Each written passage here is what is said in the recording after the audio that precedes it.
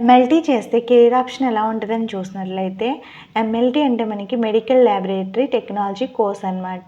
ఈ ఎంఎల్టీ కోర్స్లో trainer students ఏం చేస్తారంటే బయాలజికల్ శాంపిల్ని అనలైజ్ చేస్తారనమాట. ఎగ్జాంపుల్కి మనకి బ్లడ్ శాంపిల్ అయినా అవ్వచ్చు, టిష్యూ శాంపిల్, అలాగే ఫ్లూయిడ్ శాంపిల్, ఇందులో ఏ శాంపిల్స్నైనా అనలైజ్ చేసి అక్కడ డిసీజ్ అనేది డయాగ్నోస్ చేస్తారు. తర్వాత డాక్టర్స్ అనేది ట్రీట్మెంట్ చేయడం అనేది జరుగుతుంది.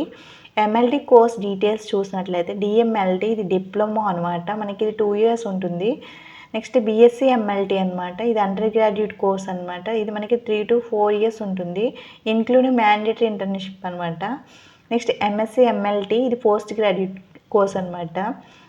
నెక్స్ట్ ఎలిజిబిలిటీ వచ్చి మనకి ఎంఎల్టీ కోర్స్ చేయాలంటే ఎలిజిబిలిటీ వచ్చి ఇంటర్మీడియట్ విత్ సైన్స్ అయి ఉండాలి, పీసీబీఆర్ పీసీఎం అయి ఉండొచ్చు, అంటే ఫిజిక్స్ కెమిస్ట్రీ బయాలజీ అవ్వచ్చు, ఫిజిక్స్ కెమిస్ట్రీ మ్యాథ్స్ అవ్వచ్చు, with 50% or more percentage marks అనేది ఉండాలి.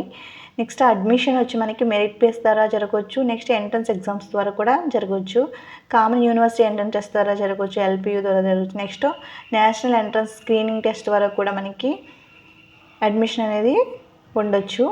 మనకి టాప్ కెరీర్ ఆప్షన్స్ చూసినట్లయితే మనకి మెడికల్ ల్యాబొరేటరీ టెక్నాలజిస్ట్ అనమాట. మెడికల్ ల్యాబొరేటరీ టెక్నాలజిస్ట్ చేస్తే మనకి హాస్పిటల్స్లో, అలాగే ప్రైవేట్ ల్యాబ్స్లో, అలాగే క్లినిక్స్లో వర్క్ చేయొచ్చు. నెక్స్ట్ మాలిక్యులర్ డయాగ్నోస్టిక్ ఎక్స్పర్ట్ అనమాట. ఈ మాలిక్యులర్ డయాగ్నోస్టిక్ ఎక్స్పర్ట్ చేస్తే specialised in advance DNA RNA testing, అలాగే పీసీఆర్ ఎనాలిసిస్లో వర్క్ చేయొచ్చు. Next pathology and cytotechnologist examining cell for diseases. సెల్లో మనకి డిసీజ్ అనేది ఎలా ఫామ్ అయింది అనేది ఎగ్జామ్ చేస్తారనమాట ప్యాథాలజిస్ట్లో, పర్టికులర్ క్యాన్సర్ స్క్రీనింగ్ అనమాట. Blood bank technicians, immunohematologist. ఈ బ్లడ్ బ్యాంక్ టెక్నీషియన్స్ ఏం చేస్తారంటే మేనేజింగ్ బ్లడ్ కలెక్షన్ అనమాట. Next research lab technicians and assistants.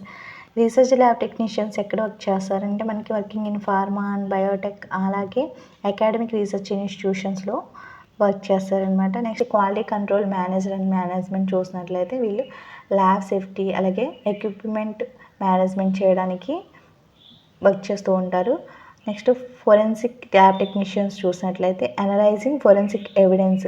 వాళ్ళు ఫోరెన్సిక్ ఎవిడెన్స్ అనేది అనలైజ్ చేస్తారన్నమాట ఫోరెన్సిక్ ల్యాబ్ టెక్నీషియన్స్.